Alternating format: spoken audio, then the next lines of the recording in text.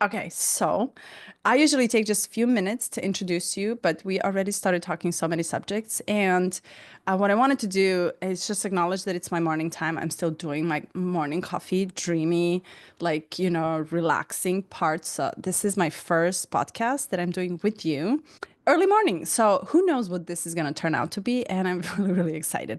I was looking at your Instagram and I was trying to feel you all over the place. Oh my God, do I have a lot of questions? A lot. And I sent you an email last night, and I'm glad you didn't read it because forget about it. I'm changing and digressing after I watched everything and I just kind of sensed your ways and your energy. So I just want to welcome you. And this is the space where we're going to kind of create a lot and talk about a lot. And just a note, Anastasia just changed her background into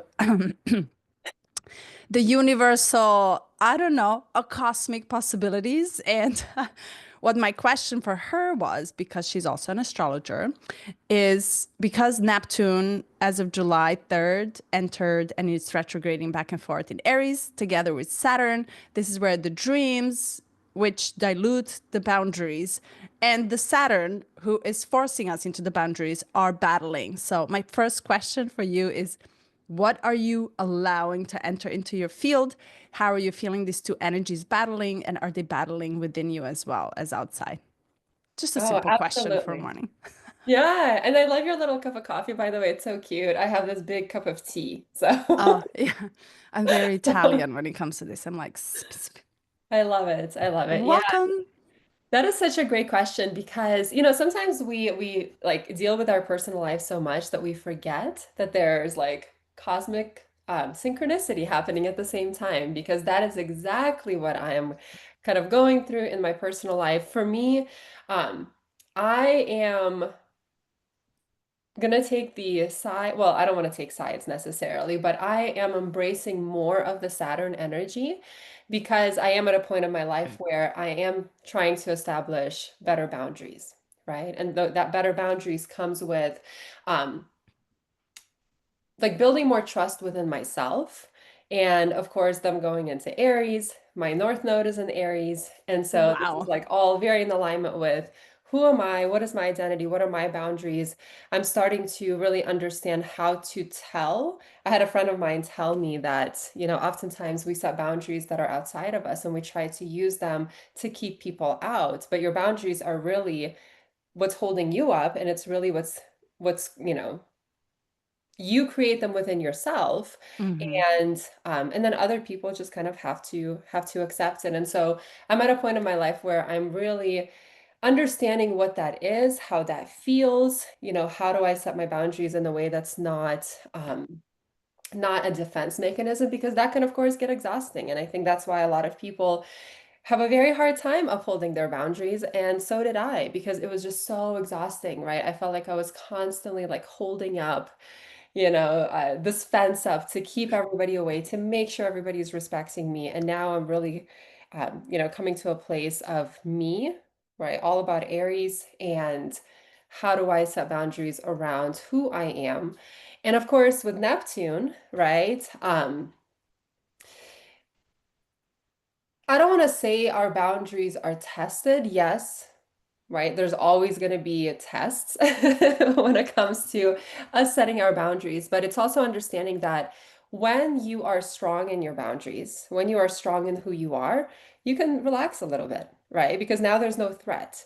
Now you Mm. can tune into some of that Neptunian energy and like loosen up and maybe expand your boundaries a little bit in certain times of your life. And then in other situations, you can constrict them. And so you get to be a lot more fluid. So I think those energies are actually like they work together very, very well. Um, Mm. yeah. Yeah, So, and I love how you explained. It's almost like there's the concept of the structure and there's a concept of the dream. And it all kind of is like coming up here, right? It's almost like, okay, this is what I want to do. This is where Aries, this is where I'm headed. This is the action I want to take. And it gives you this like almost like pulsation, impulse to act and not really think much, but rather than set these concepts that make us feel. This is how I kind of perceive it. It makes me feel like I'm structuring something, But when I tune into my body, which is very Neptunian, and this is how I feel, it's like I really can't tell where my boundary of energetics or spirit is going because it's no such thing. So, as if it's like the structure, the material, the physical, the 3D structure is coming down on us to give us the concept where and which and whom we presume, and the yin energy, which is very Neptunian and dreamy and nurturing, is giving us this like inner satisfaction of expansion and potential inside of it.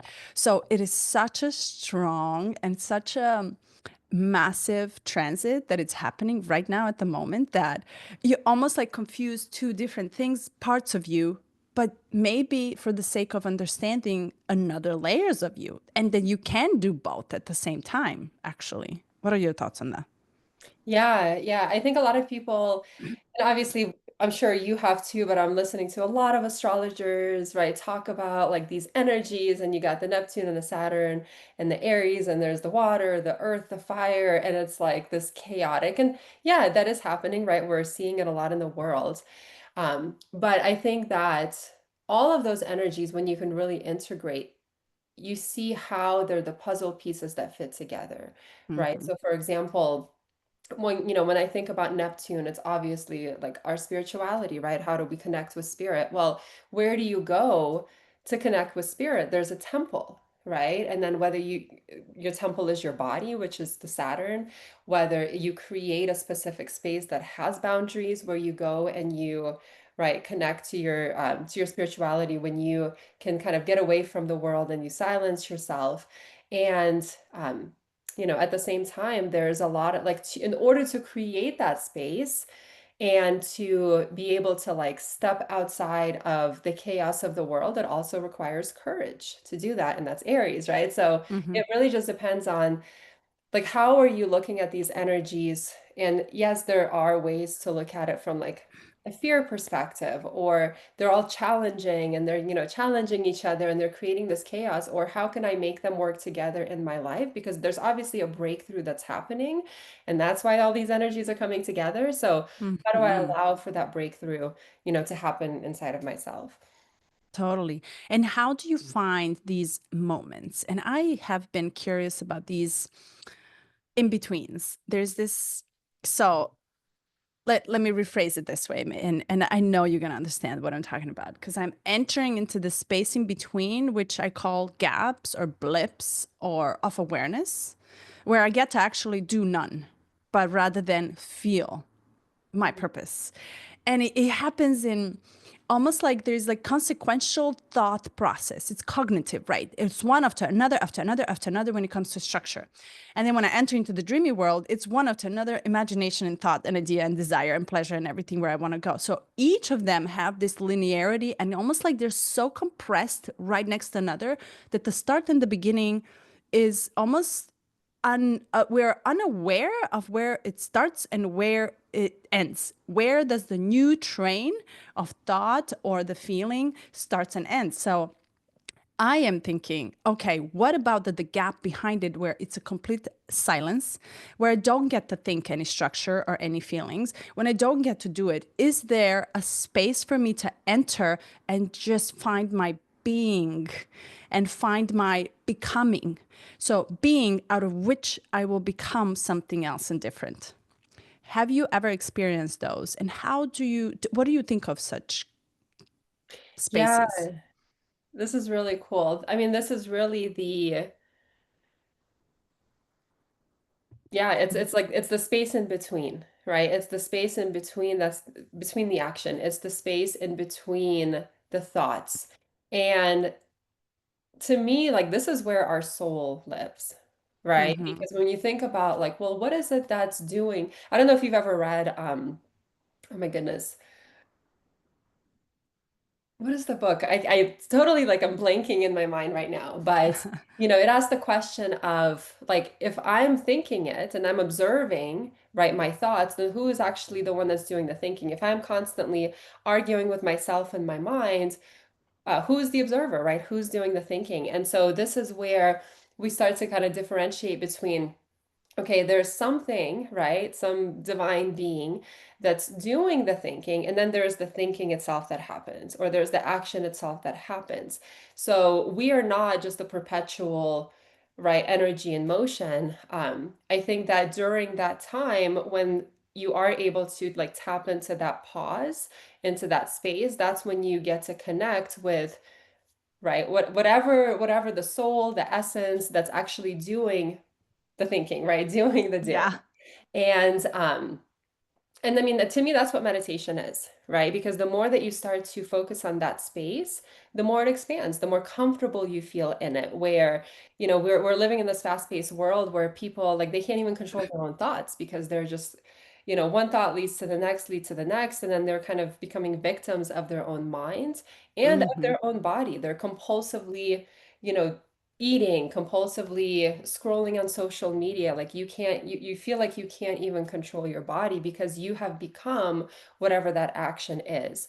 And so it's a constant choice, right? Of who am I choosing to be right now? Am I choosing to just be a set of thoughts and actions and just uncontrollable, compulsive, right? Or am I choosing to be in control? Am I choosing to be the creator that gets to choose?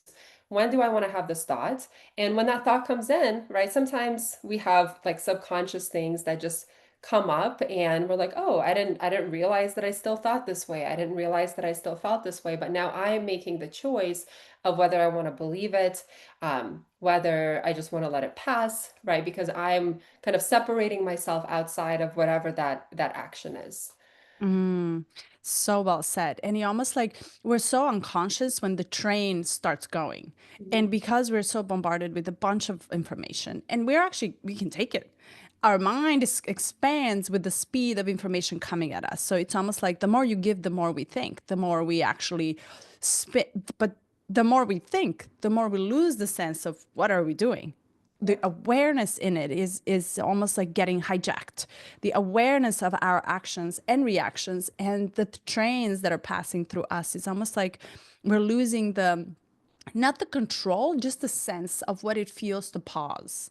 And you're absolutely right. You say in the meditation, we're actually training this untamed force of our mind to slow down a little bit and just relax for a second, chill, Yeah. have a coffee and chill, chill, chill, because there's so much more depth that you are not seeing because you're on the surface going in a speed light, spinning me around all the time. So much so that the moment it ends, I don't even have a second until the next one starts. So I am really concentrating into these gaps of creative powers.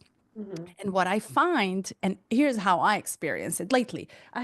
I love to read. And when I read, I am taking my sweet time to contemplate. And there's just one sentence that hits me, and I've been reading Rumi lately a lot, Rumi and Mhm. Sufism and this mystical loverships and concepts of love and where is it coming from, so much that I can't take another thought. I actually have to think about what I just read. And these gaps are where what we extend the space into the meditation to allow to sit in, to allow to be like, all right, I'm actually experiencing myself very differently.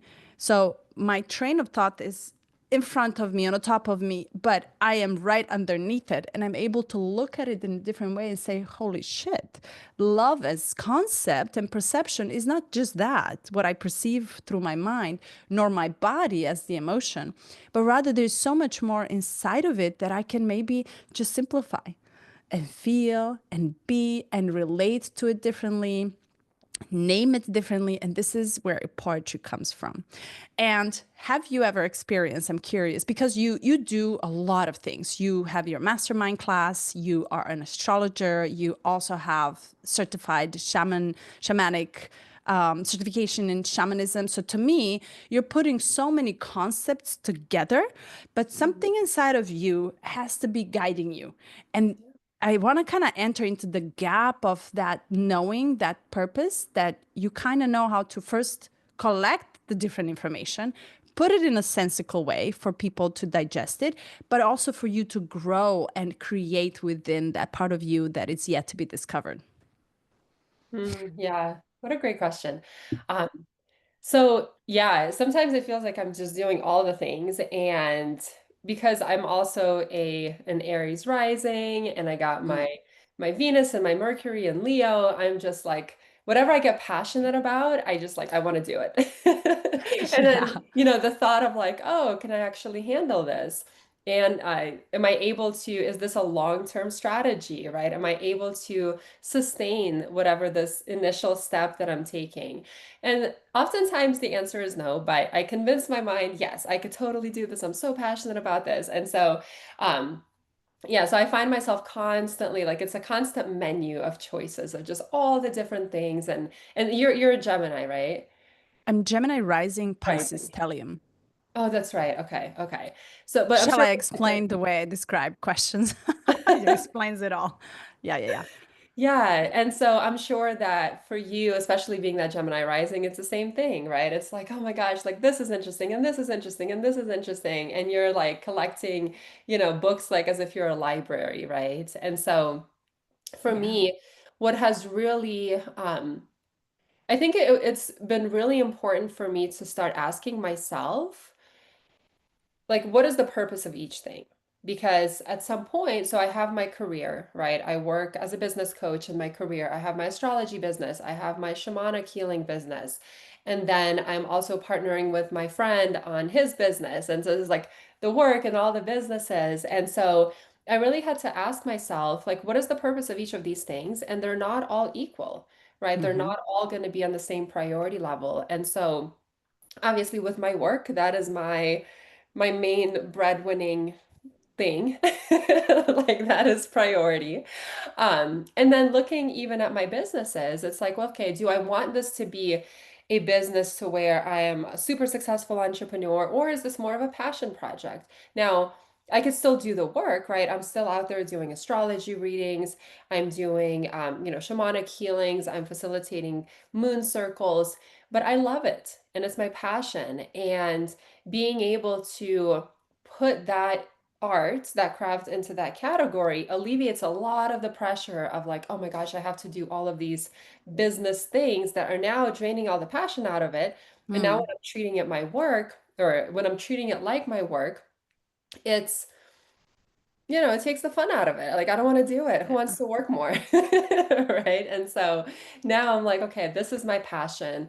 This is something that I get to do to really reconnect with my inspiration, with my passion, with fun. Like I could do it on the weekends and it's very rejuvenating for me. And so that has been, I think, my ultimate guiding principle is all of these different things are coming in. And I think right now my progressed descendant is in Gemini. And Ah, so this is where I'm like at this, ah. learning all the things phase, but it always comes down to the core, right? It always comes down to that moment of silence, that pause, right? This is where the pause is important. It's like, okay, I can take all of this in and I can get distracted and I can get super lit up about all these projects, but at the end of the day, how can I take a breath and unattach myself from all of those things and really take that pause and choose, right? What is this for? What am I actually choosing to invest my precious time and energy into? And this is where we get to be in control, right? This is Mm. where we have the power of choice. So I don't know if that answered your Yeah. question, but that's what came to me. Yeah, totally. Because you're zooming in into the moment when you choose. And this moment is that gap of awareness. Hold on a minute. I can be busy, busy. I can actually do a lot of things. I'm capable. Uh, but I almost like, am I aware of what am I doing? Because as a Gemini descendant, because you're Sagittarius rising progressed. So that means you're so adventurous, you'll go take it in big, thinks bigs like Jupiter, but at the same time is able to actually take on versatility so intelligently. Hmm. I know this for myself. I can put the puzzles together and digest them for my understanding and for someone else's understanding too. Gemini, as well, to me, means a higher mind. And out there's so many unconnected things that makes whole sense of the wholeness. Yeah. So it's almost like you're taking all these pieces, but there's this gap of awareness that comes inside of you where you're like, oh, is this, am I using so much of my energy for something that it's taking away my purpose or something that it's actually building my purpose? Hmm. right? If I'm Exactly. understanding you correctly, you're almost like feeling your way through it and you're analyzing and self analyzing. It's very Gemini. Self analyzing, is this serving me? And is this me? Is this my truth? So Yeah. how do you discern and how do you almost discriminate, right? And Mhm. I like to bring discriminate as a word that has a different meaning. In this case, it's not selfish, it's just the self-realization. And you have to discriminate things that don't self-realize, don't help you evolve or self-realize yourself in this time of your life. So how do you discern and how do you discriminate? Yeah. It's funny. I was literally like having this thought this morning because as I'm setting the boundaries, I am also obviously there's a big process of discernment, right? Because I get to find out who it is that I am. What are the truths, right? What are the truths that are holding me up? And by truths, all of us can have different truths. I think that's something that why I love astrology so much is that there's no one recipe that fits everybody, right? It's like your truth with your placements and your life purpose and your karmic, predicaments and everything that has a specific truth for you. So you have your own recipe. I have my own recipe for what is true to me. And that is that's something that I'm learning right now, actually. So I'm kind of like right in the middle of it because, we start to like we meet people and we come across, especially being in a self-development world, right? There's all these teachings, there's all these ways of being. And at the end of the day, like, sure, we can kind of go from one to the other to the other. We're constantly growing, constantly growing. And at the same time, again, it's kind of going back to that neutral space and being what is true for me. And a lot of it you'll have to kind of reflect back to what is your natural way of being. I'm a Cancer sun and Mhm. Cancer moon.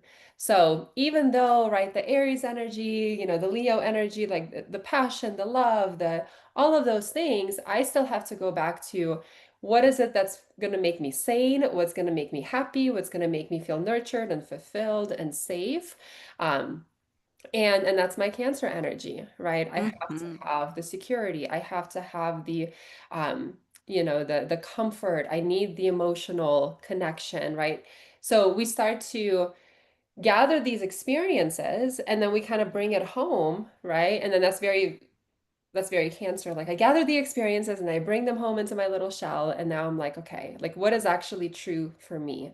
And we feel it in our bodies, right? As women, we underestimate our own intuition, our own gut instinct, but is going to be a combination of again feeling it, right? Feeling grounded and whatever that truth is, you're going to feel grounded. You're going to feel like, yes, this feels right. There's no resistance in my body.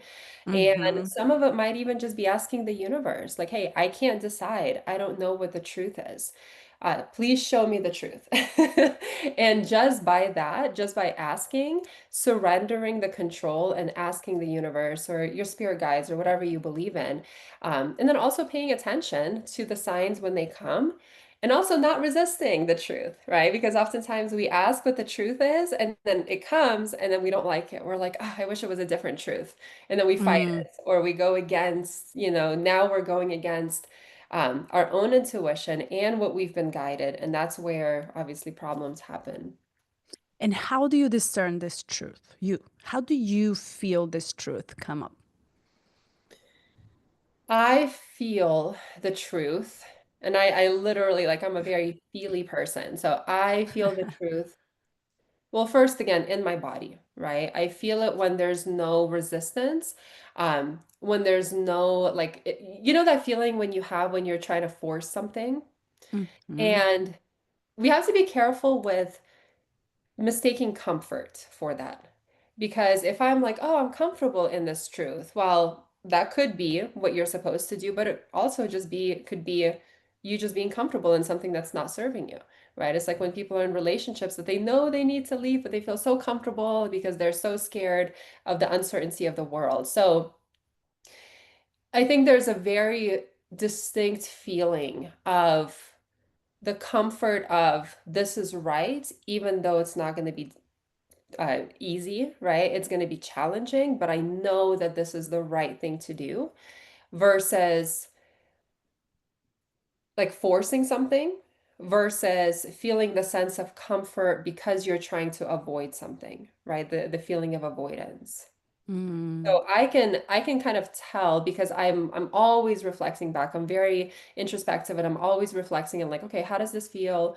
Is this right? And I've had so many experiences with just making the wrong decisions. And I don't think any decision is ever the wrong decision, right? We do end up still learning the lessons that we need to learn, but it's learning it the hard way, right? Instead of Mhm. just like having the courage to act on what you think is true.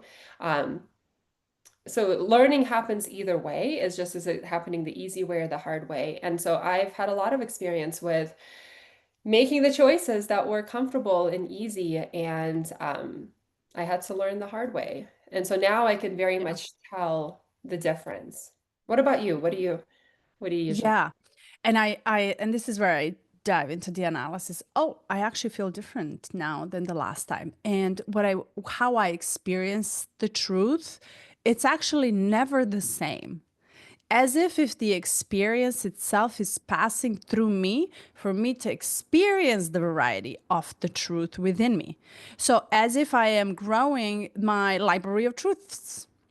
And so usually the last couple of weeks, I have been tapped into the truth through a domino effect. And the domino effect, as if I'm just like, there's a hint of a word. And what I found really interesting is that synchronicities just show up and there's nothing I can do about them. I'm just aware of it. And to me, this is where I discern my truth and path towards the truth, or my truthful path, as shall I say it, where synchronicities become so obvious that I find myself just standing still and watching words, sentences, thoughts that come in. Somebody will say what I thought just a minute ago. So someone else will speak through external things. Truth comes to me, as if like so for example, I would read a book and it would just be very clear to me, and it comes very subtle, and then suddenly my entire body mechanism slows down and I'm subtly breathing, as if I'm entering into that gap. This is why I'm so interested in the gap, because in that gap, not only the knowing does it come in, but I also expand my way of understanding myself a little bit different. So in the last truth, which just happened 2, 3 days ago, because I have been in my yin a lot. I just came back from a retreat, and now I discovered my yin, which is very inside. Everything outside no longer is calling me or seducing me or alluring me. It's actually, all of it is turning now against me, actually inside of me, and out of which I can feel my reality, as if I entered into my body and I'm tapping into the skin from the inside. And as I tap into the skin, I have these sensations, so I become aware. And as I am becoming aware, ooh, I feel this, ooh, I feel this. And when I speak my mind, or I hear my sentences, as if the truth resonates and rings inside of me as a frequency. And I found, out of which I just calmed down completely my nervous system, as if I tapped. And it happens just in moments. It is not the truth that lasts for a long time. It's just a gap of this awareness to tell me that I'm much more than what I think I am. To give me the awareness that, oh, there's a value, there's a quality in me that I just discovered about myself. And nobody else can tell me that. You said a key word, and I 100,000% agree with you. Nothing applies to everybody. It is your unique expression and your unique path. And I'm learning at the same time, like you are learning, how to breathe through the creative. So how is creative breathing through me? So that way I get to express and connect with it. Mm, And creative meaning this cosmic force, this life force, this force that is making me breathe in and out. And I no longer identify with it because now I'm in connection with something much higher than me. And to me, this lays on the top of me as a truth. And when it becomes a truth, I no longer see the old me. I see the new me. It almost shapes you. It shape shifts you. That's how I Mhm. experience it. And I know it's very like descriptive and magical and mystical and mysterious, but it speaks different language. Like, Yeah. right? Can you feel the shifting in you when you tap into the truth? I do. I do. And it's really, I mean, it's fascinating what you've described because it's a very, like, even though from what I'm hearing, you experience the different truths, but you have found a process that works for you, right? Like you kind of The already gap. know the gap. Yeah. But even just like having the sensations in your body, right? How does this feel and how does that feel? And so this is where I think it's like we disregard the body so much and we've been taught right through like religion and the patriarchy and it's like oh the body right anything that has to do with the body is bad right like Yeah. feeling your body is a sin and everybody and even all of these spiritual gurus or I don't want to say gurus but you know in the past like spirituality has been identified with leaving the body, right? You leave the Hmm. body and you're somewhere else and you know you're only in the body basically just to suffer and then you leave. And when we start actually utilizing the body as a tool, especially women, right? Because this is what we're here for. We're literally here birthing consciousness, right? The divine into the physical world. The body is like everything. Hmm. And this, our body is how we connect to spirit, to the divine, to higher consciousness, right? It's through that intuition. It's the language, right? And so, it's almost like we're using different ways of tapping into our body, which I think is important for everybody to kind of understand. How do you connect inside of your body to experience what is the truth, what is not, where are your boundaries, are they being crossed or not? Is this really me or am I being influenced? And you, when you're really, really in tune with that, just like when we're in tune with everything on the outside, when it comes to synchronicities, right? We start to pay attention to all of these little like the angel numbers, somebody says something, a thought comes to mind, and we see something and something happens. And it's constant confirmation that, hey, you're being guided, you're being supported. It allows us to make decisions, but also using the body for the same thing. If we can really, really tune into all of the feelings in our body and actually trust them, because I think that's Hmm. where a lot of people like they might feel it, but they don't trust it, right? So I've always thought that um, you know, I'm a Cancer, I'm like very emotional, and my Mars is in Capricorn, and so, and it's in my 10th house. So like the face that I wear to the world is very like, no, I can't be emotional. It has to be stern. And I think you probably remember the reading that Meredith did for me. And she kind of explained a lot of this, right? Because I'm also Russian, and so it's the culture, right? And so I've always thought that anything that I feel is either I am too emotional or I'm crazy or maybe it's my hormones, right? And so I've just gotten used to justifying, either justifying, suppressing, or just telling myself that, oh, I'm just being hormonal. I'm just being emotional. Like that's not actually what it is. And Hmm. I think with me starting to now go into this phase of like setting my boundaries and really understanding who it is that I am so that I can have a better mechanism for discernment is like I have to tap into those. I have to like release the stigma of like not listening to my emotions or not listening to my intuition or telling me that, oh, maybe this is just a wound or maybe this is this, maybe this is that. Well, all of those things are coming up for a reason, right? Yeah. If there wasn't a reason, they wouldn't be coming up. So whether it is a wound and it needs to be released and processed, whether it's actually my intuition, like I know now that I have to listen to what's coming up and not shame it, not try to suppress it, but honor it and say, hey, thank you for coming up. And then if it's something that is that I'm able to then communicate, let's say to a partner, and like, hey, I'm going to say this just because that's what's coming up for me. Let's talk about it, right? So these are all ways that now what I used to try to suppress are now tools that I can use to actually either heal, connect with other people better, to express myself, right? To express my voice. And yeah, so I know Hmm. it's a very, very No, packed topic, but no, because you're hitting a right point. It's like we are now, there's so much more available to us to tap into it. And the comprehension is no longer out there. And you mentioned in the beginning, there's so many teachings. Now we're in a world wild web of information and disinformation and misinformation.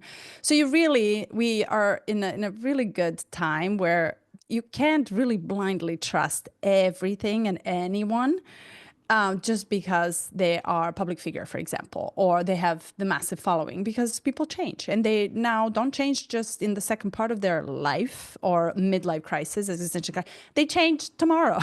They change in the afternoon. This is how fast everything is happening. So the information coming in from the external factors no longer, it almost becomes not invalid, but we almost become a little bit skeptical about it, right? So on a collective level, this is what I find interesting. So there's no where else to go than inward yeah. towards you. And here you have a disposal of tools to use. And to use them, we have to learn their language. And I think we're right now learning how to speak to the mind. We're learning how to speak body language, all the sensations, all the intuitive, all the waves that are passing through. Have you ever, just for the sake of curiosity, have you ever felt the inspiration, the wave just passing through you and it comes, woof, it just Oh yeah. swooshes through your body? And Yeah. then you're like, and what we did on auto, what I think we're still doing is just disregarding it. So much gold in there. So much gold in that right moment of boom, boom, inspiration, and something just passed through you. So our concept and the fact that we can actually comprehend layers of ourselves, comprehend it, and not think that I think so I am any longer doesn't apply. I feel so I am too also applies. And I don't have to feel anything. I am silent, so I am too. It applies. So, so many layers of us to comprehend and also figure out how to work with. So, let me ask you this. We totally digressed. When you Okay. read my email, you'll be like, oh my God, we totally didn't. But what I anchored into is the depth that you're actually showing. And there's so much depth and there's also so much curiosity, but also action for it. As if, to me, I'm having a sense of you. There's this desire, as if it's like leaned on obligation. Like there's a sense of, but I am this, I am powerful, but I'm also sensitive. I'm also deep and intuitive. I also am really curious and I also want to adventure and action. So, all of this now, you are presenting yourself not only to the world, you are becoming aware of it. And how do you handle multiplicity of yourself? In awareness, also sensations, feeling. How do you find time to rest in becoming? Because there's so much coming up and so much to understand. The half of it you don't even want to understand. You just feel through. So, Mhm. what do you think of yourself as becoming, and what emotion is underneath it all? How do you feel about yourself becoming just complex, more and more complex? Yeah. Yeah, I do find that, right? Like as we and I say we, but I'll kind of reflect on my personal experience because I think really a lot of it has to do with finding your place of safety, right? Because again, at the end of the day, we all come home, right? Most of us do. We come home, and that is our place of safety. So, which part of me am I always coming home to? Because yeah, I have, some Sagittarius signatures and I'm like I love traveling. I mean at least a few times a year and a bunch of times in between. I'm like I need to book a trip. I need to go to the mountains. I need to do this. But when I'm on I those love it. trips, I can't imagine like if that's all I did. And I know that there's a lot of people that are like, I just want to be a digital nomad and I want to travel the world. And to me, that is like, but how are you going to cook your meals? How are you going to exercise? How are you going to, manage your routines? And how are you ever going to feel stable and safe? And so there's certain parts of ourselves that we just experience as just an experience, right? And then we kind of have to, we experience them and then we let them go. And the key is really to feel safe enough and secure in ourselves that we can experience them fully, right? Because if I was going on those vacations and I'm like, and I've had this happen before where the whole vacation you're not even enjoying it because you're thinking about the work or you're thinking Mhm. about, oh, it's going to be over on Sunday and then I'm going to have to go back home and now I'm not fully experiencing the vacation. So now it kind of creates that lingering feeling that you didn't really get the fullest of what you could have gotten in that moment. And so if you're able to like fully experience whatever that part of you is, and they're all parts of us, right? They're all parts of us that want to be expressed and experienced fully, then I'm able to then come home to myself, which is my rootedness, which is my anchor, which is where I feel a sense of total safety. And then I can look back and I'm like, wow, that was an amazing experience. I'm not going to Mhm. do it every day, right? But a few times a year, I'm going to do that. Same thing with a relationship. Um, I think that there's a healthy balance between like being completely, vulnerable and immersed in this relationship. Again, we have to be able to experience that merging with another person without holding up the walls. But who do you come back to? Or are you always in that space? Right? Because there's a lot of Mm. people that they'll get into a relationship and they completely lose themselves. They don't know where the boundary is between themselves and the other people. And then they get lost, they get drained, right? And then they never want to be in the relationship again. But if you're Mm. able to understand that, hey, this is something that I am experiencing right now for this moment, you give it your all, and then you come back. And then you're always going to have like a main predominant energy, I think, which is that is your sense of safety, that is your sense of home, that is like the battery or the charger, right? This is where you charge yourself. And the more that you do that, you're cultivating that sense of safety within yourself, completely separate from the world, right? Like this is where you get to know this is me, this is my boundary. I'm feeling safe now within my boundaries. So because I'm feeling safe, I can now take that safety into the world and allow myself to experience all of these different things without hesitation, right? Without Mm. fear. And So and where and where is that sense of safety for you? What is it? for me, that sense of safety is when I'm alone in my Mm. bed and I'm just sitting there and I got my warm blanket and I can close my eyes and really go deep, deep, deep within myself. And it just I mean, it feels like there's obviously like a physical blanket, but it also just feels like my soul is being wrapped in this Mm. blanket. And it's this sense of nothing is ever wrong. I'm safe, right? I'm protected. I'm guided. Um, and maybe that is that gap, right? That is the soul part of me that gets to now take myself out of the world and understand that no matter what's going on in the world, these are all just experiences. But Hmm. the part of me that's the eternal part, that part can never be hurt, right? That part can never die. That part is completely safe and loved and in union with all the other souls, right? With God, with the divine, whatever you believe. So that to me is that place of safety. And I think it really, for me personally, I feel like it's in my heart. So if I really, really go deep into my heart and I'm just sitting in this place of just love, not specifically love for anyone, but just love as energy, that's where I recharge that. Mm. Yeah. So true. And I mean, it doesn't need to be the gap. I just like to call it and theorize it the gap. I'll probably find a different name for it. But, it almost sounds like when everything slows down intentionally, Mhm. when all the chaos and fires and trials and actions, when we take intentional time, which it sounds like to you is when you lay down in bed and you're about to retire for the day and leave everything to rest.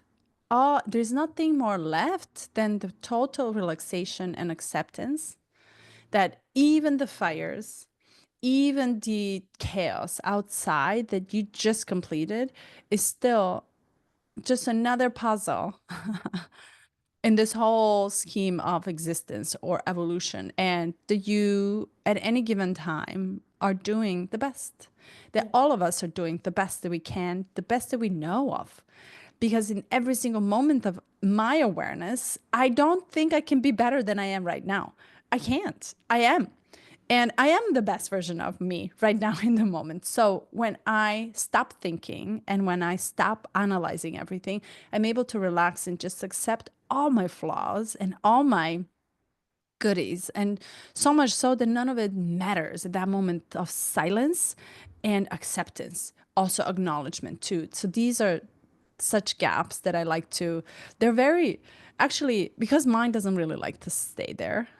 Mhm. It can't stand not to think. It can't stand to be calm and peaceful. But I think of it as, oh my God, you never rest. I don't know if you rest even when I'm resting while I'm sleeping. I think you're everywhere else. You're non busy, busy. That's a lot of energy. And if I can just kind of train you as my consciousness, as my tool to calm down for a minute, just chill. Let's Mhm. just chill. And let's just choose not to fear, not to aim, not to go to Mars, not to conquer, right? Let's just chill for a second. Yeah. I think these beautiful gaps are when we realize that we are all whole and we're all one and we're really all, there's like this collective acceptance of everything that is happening. And you really, I experience it as I only have a minute. And for that minute, I'm not going to worry. And that minute kind of charges me right back up into, okay, tomorrow's a new day. Let's go, let's rock, let's groove. But I'm also growing my awareness and and capacity to hold the silence a little bit more, because out there I find me. Everywhere else I find something else for someone else. Like you said, in relationships we give away. But what if the merge is right? What if I in my truth, in my gap, what if I feel that in order for me to evolve is for me to evolve so much so that two energies blend? I am just giving it a different concept. I am able to give it a different data point so that way it expands its thinking. Otherwise, it's just like this, one way or no other way. Yeah. Ah, so many good things. Yeah. Well, let me ask you Exactly. this. I wanted to ask you actually. So you have a license in shamanism, right? So Yeah, certification. Yeah. a certification, okay, Yeah. license, yeah, as if it's pathology, but it's not. It's just a, so. How do you incorporate your shamanic journey? Well, first, and how did you get to a desire to dive into such spiritual journey? And how do you incorporate it into your calmness, Mm, acceptance, acknowledgments? yeah. I've been I think when it comes to shamanism, I have used it more on myself than I even use it on my clients or other people, just because Mm, it is a way of life. And again, it goes back to like constantly plugging in, right? You're constantly plugging in to being helped, to being guided, to being supported. And so I actually well, I felt like my whole life, I've always felt this. I didn't know what shamanism was, but always felt this calling, and I think it may have been because my ancestors practiced shamanism, and I'm like, okay, maybe it got um, passed down the bloodline. yeah. But there was a certain moment in time where I just really, when you just kind of like answer the call. And then it was that moment of inspiration that you're talking about where I just got into this relationship. And for some reason, that relationship was like the trigger to all of my spiritual experiences. I started having like a lot of spiritual experiences, like in the middle of the night, visitations, and then I just randomly just felt this moment of inspiration, like this is the time. And Mm, so I Googled it and I was like, okay, where do I practice shamanism? I don't even know what it really is, but there's some kind of an attraction. And so I came across a foundation. And then, I went through the last 2 years of studying with them. And so for me, I mean, I connect with my spirit guides every single day. And it's a combination of like I know what it feels like to try to be in control of my life by myself, and I don't like it. I think we do have to sometimes like experience that crisis where you're like, I don't want that. The overwhelm, the anxiety, the feeling of purposelessness, right? Like I've experienced it so much that I don't want that. And Mm. to me, like, because shamanic practice, it's not just, oh, I'm going to give all of my problems to the universe, to my spirit guides, and let them handle it. It is very much a relationship, right? Mm. Because you're connecting to your spirit guides and you get certain inspiration from them, maybe certain answers to questions that you're looking for. But who has to do the work? It's you. You got to now Mm-hmm. take that and you got to go out there and you got to actually put it into practice, which kind of circles back to the whole Neptune Saturn thing, right? Ah, Like we get the inspiration, but we actually have to do the work. And so, for me, it's been obviously there's a lot of personal guidance.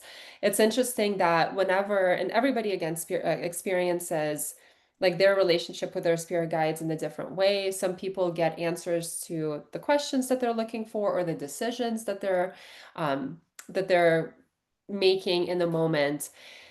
And for me, what I've experienced is, and I'll usually ask for some kind of guidance or some kind of help, right, navigating a situation. And the answer that I'll get, I'm like, this doesn't even make any sense. Like, what is this, right? And so I'll journal it.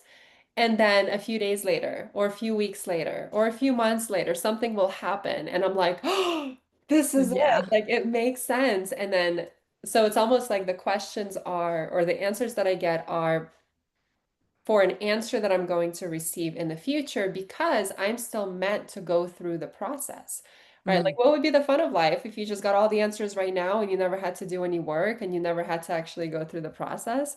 Totally. That wouldn't be life, right? Totally. I think even if we lived 1,000 years, not 100, we would be bored out of our mind. We need a little square and we need a little opposition. Yes, Saturn and absolutely. Pluto type of it. And so okay, so let me ask you this. And I know can you believe we're already talking for 1 hour?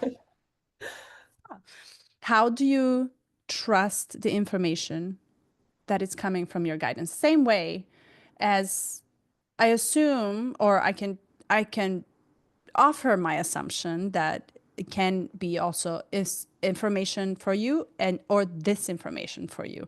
So there's also that discernment with the out of self entities, right? So that we all have, and there is something so imaginative. So how do you discern the information that is truthful for you versus not from the guides?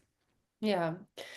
So, well, in the type of shamanism that I practice, there's a certain process, right? There's a certain process of so there's three worlds, right? There's the upper world, the middle world, and the lower world. And so the guides that live in the upper world and the lower world, they are compassionate, they are they're moral, they're basically here really just to guide you.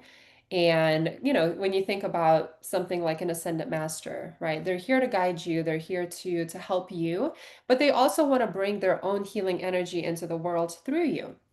So that this Mm, is where it becomes a relationship. The God or the quote unquote spirits of the middle world, this is where we live, right? And so this is where there's a lot of spirits that have their own intentions, their own agendas. They may not necessarily be bad, but they're just like people, right? Like mm, we all have our own intentions and we're going to say or do whatever we need in order to get what we want. And so there's a level of like practical discernment of like if you really want to connect with the guides that are looking out for your best interest. And in the beginning, right, you find out who your quote unquote like spirit team is. So now I know that, hey, I have this spirit guide in the upper world, or I have this spirit guide in the lower world, and I know who to go to for guidance or support, or even just my own cleansing and healing. I know not to go to, right, any of the spirits in the middle world. So there's that practical part of it, and this is something that has so the shamanism that I studied is called core shamanism, and It was founded by Michael Harner, and he basically spent all of these years, he was an anthropologist, and he studied with all of these different shamanic cultures, and he took the commonalities and brought it to the West. So it's kind of a Mm, like a combination of the commonalities of all these different shamanic practices. And so that would be the first step. Like I know the process of who to go to for guidance and who not to go to. And the more that what I found is that the more that you trust the guidance, the better the relationship gets. Number one, you start to mm, understand the ways of communication, right? Sometimes it's a picture, sometimes it's just a feeling, sometimes it's a word or a phrase. So you start to understand the ways of communication, but also just like in any relationship, right? If you trust mm. the person, in the beginning, you might be like, wait, is this just my imagination? How do I really trust it? But once you start to see it manifest in real life, um, you start to kind of give in and you're like, wow, like this is actually true practical guidance.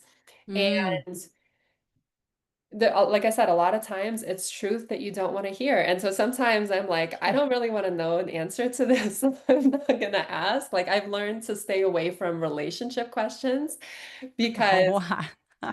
I've had a couple situations like this one guy that I was just like so in love with, and I'm like, this is the one. And then I did a shamanic journey, and then my helping spirits were like, no, he's not the one. And I was like, no, you're lying to me. And then, 3 months later, that was that. And then I just felt so heartbroken. And so now I'm like, Wow. I don't think I want to like know certain things. I think if it's something Mm, that I know that I'm going to resist, I'm not going to ask it. But if it's something that is actually going to be purposeful and like really meaningful, um, and so I'm mm. learning like which questions I want to ask and which questions or which things I just kind of wanted to be a surprise.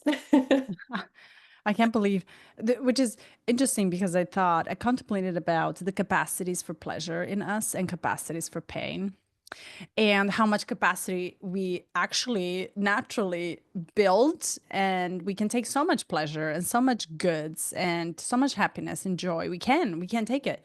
But when shit hits the fan, and when we get the exact opposition of the experience, almost it's the same coin with the other side. It's like we have no capacity expanded to actually hold into that pain. We really want to run away from it all the time. And I often wonder, wow, if the life was to be lived 1,000 years in so much pleasure, would we be really bored out of our minds and bodies? And will we actually come back again?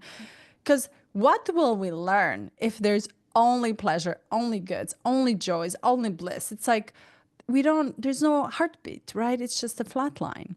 So, Yeah. Have you ever, I think there was a Twilight what is it, Twilight Zone episode where this guy, he like he died and he thought he went to heaven, and then like so he is in heaven and everything, he's gambling and I don't know gambling terms, but like he rolls the dice every single time he wins, and all the women want him, and he is just getting everything that he wants. And at some point he is like, oh my gosh, I can't handle this anymore. And so he asks whoever, he says, can you, like, I know I'm in heaven, but like, can you please let me out? And then whatever that, I didn't watch this episode. I heard about it. yeah, But whatever that thing was, like, looks at him and he said, what makes you think this is heaven? Right. And so, yeah, we nice. don't want that. We want everything. So, five, let's say in the future, what is your hope for future? What is your hope for your future? Yeah, there's a lot. I want everything. Both sides of Well, the coin. both sides of the coin. Yeah. In terms of like when I think about my future, when you ask that question, I think career, right? Like that is Mm. my North Star. I am going into so my moon is progressing right now, and the last couple of years have just been very What is in it? difficult.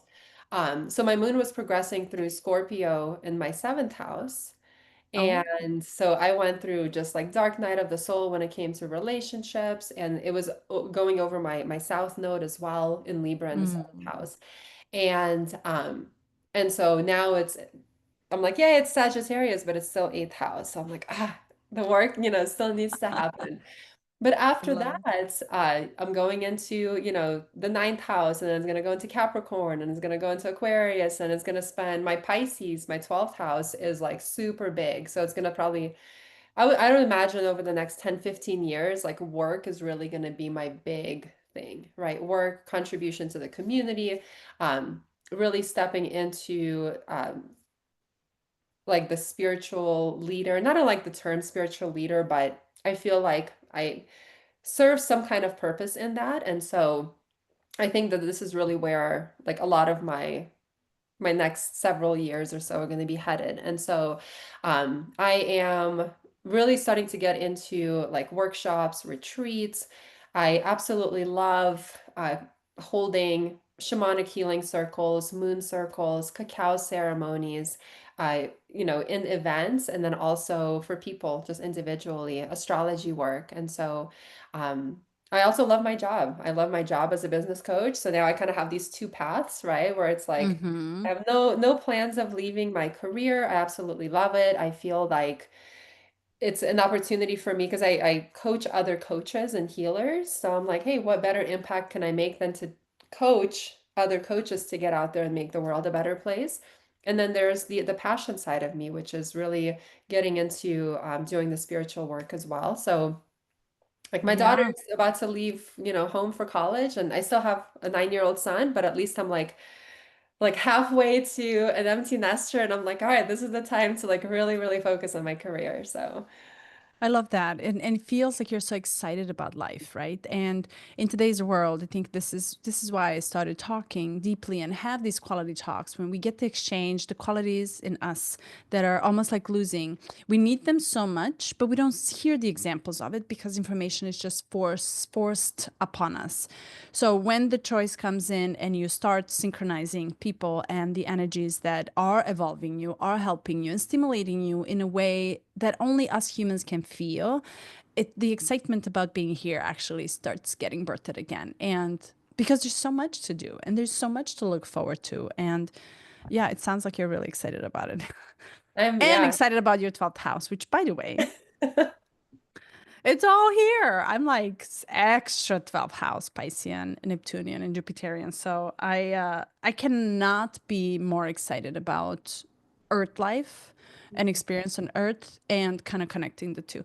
And I think we're in a precipice of our own conscious evolution and taking that leap of the new level where all our shadows become, all our higher gifts become our starting point that we build on upon.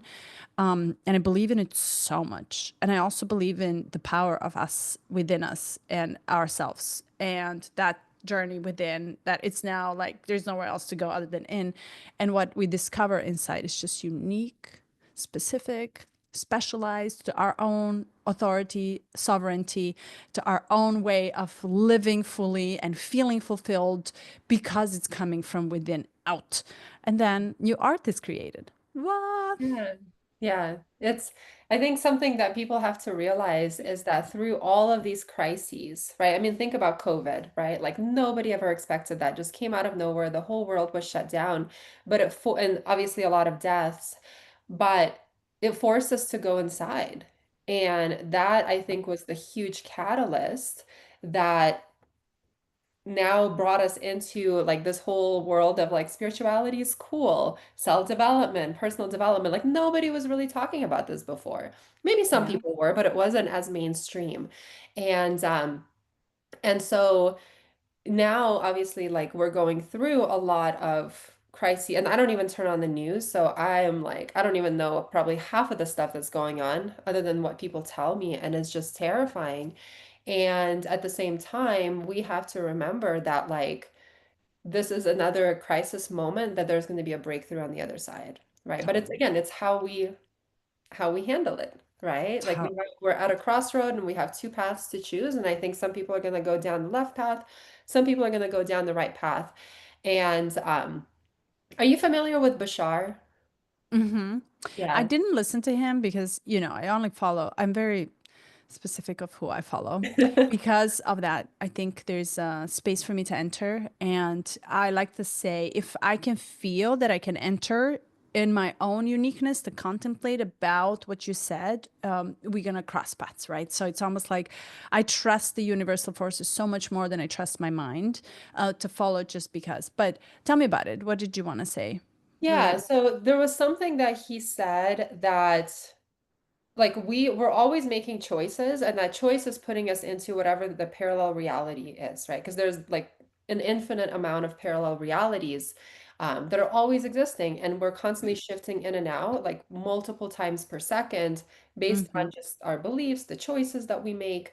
And so he was talking about how ultimately, right? So again, we're if we were looking at like the left path or the right path, the path of fear versus the path of like Pleasure. trust and surrender and peace and love, um, we're still right now. So it allows us to separate, right? So some people are kind of living in this world and they're choosing to live in this world of fear and they're going to continue living in it. The people that are choosing the love, the peace, right? They're choosing to like not necessarily ignore in the bad way, but not include themselves, right, mentally, because our minds create our realities. They're choosing to withdraw themselves from the chaos of the news and what's happening in the world. They're creating a different reality for themselves. And so he was saying how right now those two worlds are still fairly close enough to where the people we could still see those other people, right? Like we may not have as much influence or interaction with them, but we could still see them. But he said eventually, um, and by the way, for anybody who doesn't know Bashar, so Daryl Inca, so he channels a spirit of Bashar, which is an extraterrestrial who's basically providing guidance. And so he was saying how the more that we continue to do this, those paths are going to start to like go farther and farther apart to the point where they're not even going to like interact with each other. So if you Mm-hmm. are choosing to be in this world of love, peace, right, compassion, there's no war, like that is all you're going to see around you versus the other people. They're going to live, right, in the war. And it just makes me wonder how does that Mm. relate to like even what the Bible says, right? Between the heaven and hell, and then there's going to be, you know, the rapture, and then all the people that are in heaven are going to go live in this peaceful place in heaven, and all the people here are going to live in hell. And to me, that is like that's what that is. It's like which of Mm. those worlds are you choosing to create for yourself? Because that's ultimately the world that you're going to live in. And I think like I don't know about you, but like I've experienced it myself to where like I don't think about the economy, right? The economy is bad, the economy is good, there's a recession. So when I hear of people talking about it, they're like, you know, the economy is so bad. And I'm like, what economy? Like I have not been influenced by it at all. And there's people that are like really, really getting influenced by it and impacted by it. And so that just to me shows an example that like you are creating the world that you live in. And so Yeah. there's a lot of courage that you need in order to like be able to say yes to that. And again, that's kind of going back to the Aries, Neptune and Saturn, right? Like Neptune brings the utopian world, Saturn brings the kind of the restriction, some of those hardships, and then Aries, um, this is like the courage to choose. I love how there's like so many meanings Yeah. to this. I mean, minimum 40,000. And I love that because it's like, you know, I really like the times we're in right now because of the self-power that we are becoming aware of, right? So there's so much of separation and duality that we can't stand. And I think this to me means the mind really wants to choose. And the moment I choose to be so extreme, like you said in one, I must find the opposition to prove my worth. And I like to play with this. The same with feminine and masculine energies. And I'm epitome of both, right? So I like to say I am none and I'm both, right? So I'm playing with this concept more of how I feel when do I recognize my energy being so one-sided versus both of them playing. And what I found interesting in the last week actually is that my masculine energy inside, which is very protective, very fiery, very action driven, turns on my feminine energy inside. And I'm like, well, if the concept exists in the mind and I can feel it in my body, it's very much duality. Can I take both? And can I actually acknowledge and accept? And this is why I find the gap settles me into both. Libra, right? Mhm. the higher realm, the lower realm, the underworld. And I find that it's interesting if we kind of play with it, it's the life then becomes kind of funny. There's a cosmic joke that it's all like, oh my God, we're like too serious about a lot of things. And it's funny. I laugh at my own self when I'm so extreme into one side. But I'm like, well, let me see how it feels to be miserable. Just how it feels. But for that, it takes really not dissociation, but rather than kind of not identifying with anything that is coming through me as this is who I am, this is where I'm headed, rather than, but what if I can actually change and flip upside down? Gemini. So, not Gemini. It's almost like I need the versatility and I need to be able to do both sides. And I think this is why I love astrology because it gives me so many options that I can choose from. It's a menu of experience in life. Menu. Depends. Yeah, you bring up a really, really good point right now because when I think about those two paths, right? I think it's important to distinguish between like denial versus acceptance, right? Because we could look at like let's say there's the path of fear or there's the path of love and trust. Um, we could choose one of those paths, but also with a deny, either the denial of the other one or taking one too seriously, which again, Neptune and Saturn, right? You're like Yeah. denying this, you're escaping, oh, I'm just gonna pretend like everything is perfect in the world, and I'm gonna like purposefully ignore that people are suffering. Right, that's denial. Or I'm going to get so attached to like the peace, the love, or I'm going to get so attached to the fear, right? And that's Saturn. And so I think that those are the two extremes, right? And Hmm. when we really walk a healthy path, there's an acceptance of the duality, right? So there's the acceptance of like, yes, people are suffering, and I am choosing to know, to trust that there's a higher purpose. Like I don't, I could say that, hey, we live in the world where like all of this is happening for a reason, and ultimately we're all gonna like break through from this, and there's gonna be this big breakthrough, and it's gonna actually evolve humanity. But then tomorrow, like somebody could bomb my house, right? So Totally. at the same time, it's like there's still the facts that are happening, but I could look at it and say, hey, how can I say this? Like bad things are still happening, and are you able to still have faith in the higher powers that even if I get hurt in the process, or even if my loved ones get hurt, this is ultimately evolving or the universal consciousness, right? This is ultimately there's something bigger than just me and my problems Hmm. and what I'm going through. And so, yeah, I just wanted to bring that up because you did bring up a good point because it's like, hey, picking a side doesn't mean ignoring or avoiding or attaching. It means accepting both and still having the courage to choose that ultimately, like everything is beautiful, right? Life is beautiful. The universe is beautiful. Everything happens for a reason, and we're all evolving as a species, right? Whether it's human species or just, the total Yeah, universal consciousness and being able to just look at something bigger than just yourself.